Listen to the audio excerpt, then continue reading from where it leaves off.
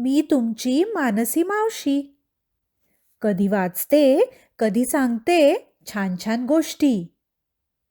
तर ऐका, फक्त ऐकायची हां, स्क्रीन नाही बघायचा. आणि मग मला सांगा, आवडली का आजची गोष्ट? तर आजची गोष्ट आहे ना, ती पुन्हा किशोर मासिकातली आहे आणि ती 2020च्या जूनच्या अंकातली आहे. आणि गोष्टीचं नाव छान आहे, झाडाशी नाते. नाते म्हणजे काय? रिलेशनशिप. आवर रिलेशन म्हणजे आपलं कसं relationship is with our parents आणि our relationship is with our friends, तसं आपली झाडांशी पण रिलेशनशिप असते. त्यामुळे या गोष्टीचं नाव आहे झाडाशी नाते आणि गोष्ट लिहिली आहे रमेश महाले यांनी. एक फार दाट जंगल होतं. दाट म्हणजे खूप डेन्स फॉरेस्ट. त्या जंगलातून बरेच लोक एका गावातून दुसऱ्या गावात जात असत. वास्तविक म्हणजे तोच एक मार्ग होता आणि दुसरा कुठलाही मार्गच नव्हता. म्हणजे एका गावातून दुसऱ्या गावात जायला you had to cross that dense forest because there was no other way. Madhav नावाचा एक शेतकरी होता. तो सुद्धा काही ना काही कामानिमित्त ते जंगल पार करून जात येत होता. शेतकरी म्हणजे काय? फार्मर. तर हा फार्मर जो होता तो त्या जंगलातनं जायचा यायचा, कारण ती एकच वाट होती, तो एकच रस्ता होता, म्हणून तिथनं तो काही कामानिमित्त जायचा यायचा. त्याचं नाव काय होतं? माधव. एकदा माधव त्या जंगलातून चालला होता. त्याला थकवा आल्यावर तो एका झाडाच्या सावलीत बसला. परंतु ते ना चिंचेचे झाड होते, ना वडाचे झाड होते, ना पिंपळाचे होते, ना कोणत्याही जंगली झाडाचे, काही ते असं कुठलंही जंगली झाड नव्हतं. म्हणजे काय, हे आता ही सगळी जी नावं घेतली ना मी, चिंचेचं झाड म्हणजे टॅमरिंडचं झाड, वडाचं झाड, पिंपळाचं झाड म्हणजे बनियान ट्री, पिंपळाचं झाड म्हणजे, तर ही सगळी झाडं वेगवेगळी झाडं असतात जंगलातली. पण ह्यापैकी कुठलंच हे झाड नव्हतं. परंतु याचा कशाला विचार करणार? थकला भागलेला तो झाडाच्या बुंद्यापाशी असा बसला की त्याला गाढ झोप लागली. पण आता ते झाड कुठलं होतं ते त्याने विचार काही केलाच नाही. तो म्हणाला की जाऊ दे, एवढं मोठं झाड आहे, आपण जरा इथे बसूया. आणि त्या झाडाच्या सावलीत त्याला मस्त वारा पण सुटला होता आणि त्याला मस्त माधवला झोप लागली. सुमारे तासाभरानंतर त्याला जाग आली आणि मग थोड्या वेळाने त्याला जाग आली, 1 तासाने.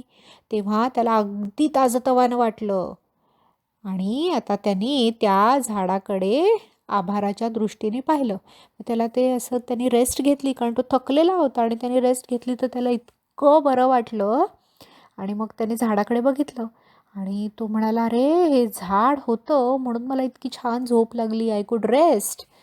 तर तो झाडाला थँक्यू त्याला म्हणायचं होतं की झाडा, तुझ्यामुळे मला इतकी छान झोप लागली, असं आपण म्हणायला पाहिजे. कारण आपल्याला सूर्याला आपण थँक्यू म्हणायला पाहिजे, कारण सूर्य आपल्याला प्रकाश देतो. त्याच्यानंतर आपल्याला झाडांना थँक्यू म्हणायला पाहिजे, कारण झाडं आपल्याला किती काय काय देतात. आपल्याला जेवण देतात, आपल्याला सावली देतात, आपल्याला लाकूड देतात, हे की नाही? अशी कित्येक गोष्टी झाडं आपल्याला देतात, म्हणून आपण झाडांना थँक्यू म्हणायला पाहिजे. तसं माधवसुद्धा त्याला रेस्ट करायला झाडाखाली झाडाने सावली दिली, म्हणून त्यांनी झाडाकडे बघितलं थँक्यू म्हणण्यासाठी. त्याला वाटलं की ते झाडही त्याला पाहून हसत आहे. त्याला फार प्रसन्न वाटलं. प्रसन्न म्हणजे बरं वाटलं. अचानक त्याच्या लक्षात आलं की झाड काहीसं वाळत चाललं आहे. वाळत चाललंय म्हणजे द ट्री वॉज ड्राईंग.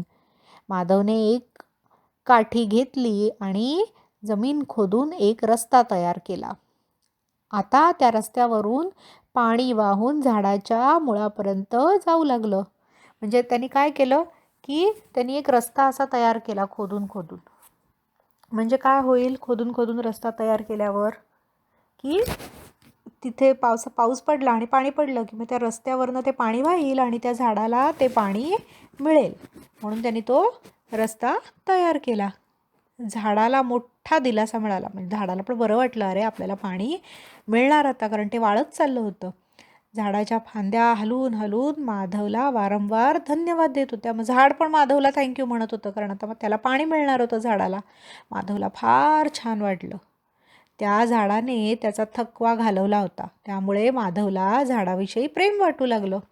तेवढ्यात एक फळ अगदी त्याच्या हातात येऊन पडलं. झाडावरचं एक फळ होतं, फ्रूट होतं, ते माधवच्या हातात पडलं.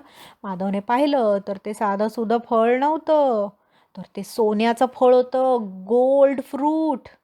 माधवने ओळखलं की हे काही साधं सुधं झाड नाही, हे जादूचं झाड आहे. माधवने त्या झाडाला वाकून नमस्कार केला आणि आपल्या मार्गाने निघून गेला. घरी गेल्यावर माधवने ते सोन्याचं फळ पत्नीला दाखवलं, म्हणजे त्याच्या बायकोला दाखवलं. आणि त्यांनी त्याच्या बायकोला सगळं काय झालं ते सांगितलं, कसं त्याला ते फळ मिळालं, कसं ते झाड वाळत चाललं होतं, कसा त्यांनी रस्ता केला वगैरे वगैरे. माधवने काही दिवसानंतर सराफाकडे, म्हणजे तो सोनाराकडे गेला आणि ते सोन्याचं फळ विकलं, कारण ते गोल्ड फ्रूट होतं. मग त्यांनी ते गोल्डस्मिथला ते विकलं. जे पैसे मिळाले त्यातून माधवने आपल्या घराची दुरुस्ती करून घेतली. माधवला वारंवार त्या झाडाची आठवण येत होती, पण त्यांनी त्या पैशातनं आपलं घराचं बांधकाम काहीतरी केलं. He did his some renovations in the house. आणि मग त्याला झाडाची सतत आठवण येत होती. He was remembering the tree. परंतु शेतात बरंच काम जास्त असल्याने तो गावातून बाहेर जाऊ शकत नव्हता. आणि मग काही दिवसांनंतर तो पुन्हा त्या जंगलातून गेला. माधवने पाहिलं की जंगली पाने पडल्याने रस्ता बंद झाला होता आणि पाणी त्या झाडाच्या मुळापर्यंत पोचत नव्हतं. म्हणजे काय, आता खूप दिवस तो त्या रस्त्यावरनं गेला नव्हता, त्याच्यामुळे he didn't know what is happening with the tree. पण काय झालं होतं की सगळी पानं वगैरे जमा झाली होती आणि तो त्याने रस्ता बनवला होता, त्याच्यात ती सगळी पानं साचली होती, जमा झाली होती आणि that was blocking all the water from reaching the tree. माधवने पुन्हा एक मोठी काठी घेतली आणि जमीन खोदून रस्ता तयार केला. नदीचे पाणी जोराने झाडाच्या मुळापर्यंत जाऊ लागले. आज पुन्हा एक फळ त्या झाडावरून खाली पडलं, परत एक फ्रूट पडलं आणि माधवला ते मिळालं आणि माधवला एकदम मालामाल झाला म्हणजे ते फळ सोन्याचं होतं. मग माधवला पैसे मिळणार होते. आता माधव आणि त्याची पत्नी यांना पैशाची हाव सुटली. आता काय झालं, ते त्याला कळलं की हे झाड सारखं सोन्याचं फळ देतं, म्हणून मग त्यांना असं वाटायला लागलं की अरे आता हे अजून अजून आपल्याला ही फळं मिळायला पाहिजेत. आणि ते सोन्याचं फळ होतं. ते वारंवार त्या झाडाचे स्वप्न पाहू लागले. परंतु कामाच्या व्यापामुळे माधव बरेच दिवस त्या जंगलाकडे जाऊ शकला नाही. माधवच्या पत्नीने त्याच्यापेक्षा जास्त बेचैनी वाटू लागली. म्हणजे त्या माधवच्या बायकोला अजूनच वाटायला लागलं कधी एकदाच आपल्याला ते झाड बघायला मिळतं आणि कधी एकदाची फ्रूट्स मिळतात. ती एके दिवशी संधी साधून एकटीच जंगलाकडे गेली आणि झाडाजवळ जाऊन त्याच्या फांद्या हलवू लागली. मग तिला तर आता हावरटपणा झाला होता तिला ते फळ हवं होतं सोन्याची, आणि ती त्या झाडाजवळ गेली आणि तिला ती सोन्याची फळं सगळी झाडावर दिसली. मग ते एक फळ मिळण्यापेक्षा तिने काय विचार केला की आपण हे झाड हलवलं तर सगळी फळं आपल्याला एकाच दिवशी मिळतील. आणि झाड कणहू लागलं म्हणजे झाडाला त्रास होऊ लागला, कारण की ती इतक्या जोरजोरात झाड हलवत होती. झाडाच्या वेदना खूप जास्त झाल्या, म्हणजे त्याला खूप त्रास व्हायला लागला. The tree was in pen. आणि तो जवळच असलेल्या एक मधमाशा होत्या, त्या झाड जसं त्याला त्रास होऊ लागला तसं झाड पण ओरडू लागलं. आणि मग त्या शेजारी मधमाशा होत्या, त्यांचं पोळं होतं, त्यांना ते ऐकू आलं. आणि मग त्या मधमाशांनी काय केलं, त्यांना कळलं ही कोणतरी बाई आहे, ती झाडाला त्रास देते. म्हणून त्यांनी काय केलं, त्या मधमाशा सगळ्या एकत्र झाल्या आणि त्यांनी तिच्यावर हल्ला केला, त्या माधवच्या बायकोवर. माधवची बायको कशी तरी धडपडत गावात परत आली. माधवला तिने सगळं सांगितलं की काय झालं, कसं तिला मधमाशा आल्या आणि कशा तिला चावल्या वगैरे. माधवला पत्नीची अवस्था पाहून तिची दया आली. दुसऱ्या दिवशी तो स्वतः पत्नीबरोबर त्या जंगलात गेला आणि त्या झाडाजवळून येऊन पोहोचला. माधवने रस्ता स्वच्छ केला. नदीचे पाणी पुन्हा झाडाच्या मुळाजवळ येऊ लागले. म्हणजे आता त्याच्या बायकोने एवढं झाड हलवलं होतं, मग त्या झाडाची पानं फळं सगळी पडली होती आणि मग आता परत रोड ब्लॉक झाला आणि झाडाला पाणी मिळत नव्हतं. मग माधव त्याच्या बायकोला घेऊन आला आणि त्यांनी ते परत सगळं स्वच्छ केलं. परंतु आज झाडावरून फक्त 2 पानं खाली पडली, आणखी काही पडलं नाही. माधव आणि त्याची पत्नी बराच वेळ फळ पडण्याची वाट पाहत राहिले. त्यानंतर ते रिकाम्या हाताने परत आले. आणि मग काय झालं की ते थांबले होते की आता रस्ता स्वच्छ केला आपण की आता परत झाड आपल्याला सोन्याचं फळ देईल. पण आता काहीच झाडाने फळ दिलं नाही. का बरं फळ दिलं नाही? फक्त 2 पानं खाली पडली. का बरं सांगा? कारण की माधवच्या बायकोने इतकं झाड हलवलं होतं की ते झाडाला दुखलं आणि ते झाड वीक झालं आणि म्हणून त्या झाडाची पानं पडली आणि तिने आधीच सगळी फळं पाडलीच होती खाली. त्याच्यामुळे ती फळं सगळी संपून गेली होती. आता ती नवीन फळं यायला वेळ लागणार होता. माधव आणि त्याच्या बायकोला वाटलं आता पडेल फळ, तर थोड्या वेळाने पडेल. पण फळ कुठे पडते? कारण की ते नव्हतंच. आणि झाडाला पण कळलं की आपण आता हे दोघं जण हावरटपणा करायला लागलेत पैशासाठी, त्याच्यामुळे आपण यांना आता काही फळ द्यायचं नाही. आणि मग खूप वेळ वाट बघून माधव आणि माधवची बायको तिकडनं निघून गेले. तर ह्यातून आपल्याला काय कळलं? पहिली गोष्ट म्हणजे आपल्याला जी कळली ती म्हणजे की आपण झाडांना we must be thankful towards the trees.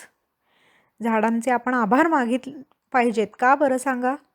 कारण की झाडं आपल्याला खूप मदत करतात आणि आपण झाडांसाठी काहीतरी केलं पाहिजे, जसं माधवने केलं. आणि मग झाडं आपल्याला नेहमी छान छान गोष्टी देतच राहतात. ते काही सोन्याचं फळबिळ देत नाही, ती गोष्ट आहे म्हणून मी सांगितलं. पण झाडं आपल्याला खूप छान मदत करत राहतात. खूप छान फ्रूट्स, व्हेजिटेबल्स आणि एवढं सगळं छान छान देतात. पण तुम्ही झाडं जर का तोडायला लागलात आणि झाडांचं नुकसान करायला लागलात, उगाचच पानं तोड, फळं तोड, झाडांना दगड मार, हे असं केलं तर झाड वीक होतं आणि झाड काहीच देऊ शकत नाही. मग ठणठण गोपाळ, काही मिळत नाही. त्याच्यामुळे झाडांना त्रास द्यायचा नाही, झाडं तोडायची नाही, उलट झाडं लावायची असतात. कळलं का? तर मुलांनो, तुम्हाला जर माझी गोष्ट आवडली असेल तर माझा व्हिडिओ नक्की लाईक करा आणि माझं चॅनल मानसी मावशीच्या गोष्टीला नक्की सबस्क्राईब करा. ओके? आणि बेल आयकन दाबा. म्हणजे काय होईल की मी नवीन नवीन गोष्टी सांगितल्या की लगेच तुम्हाला बेल आयकनमुळे कळेल की मानसी मावशीने नवीन गोष्ट सांगितली आहे. ओके?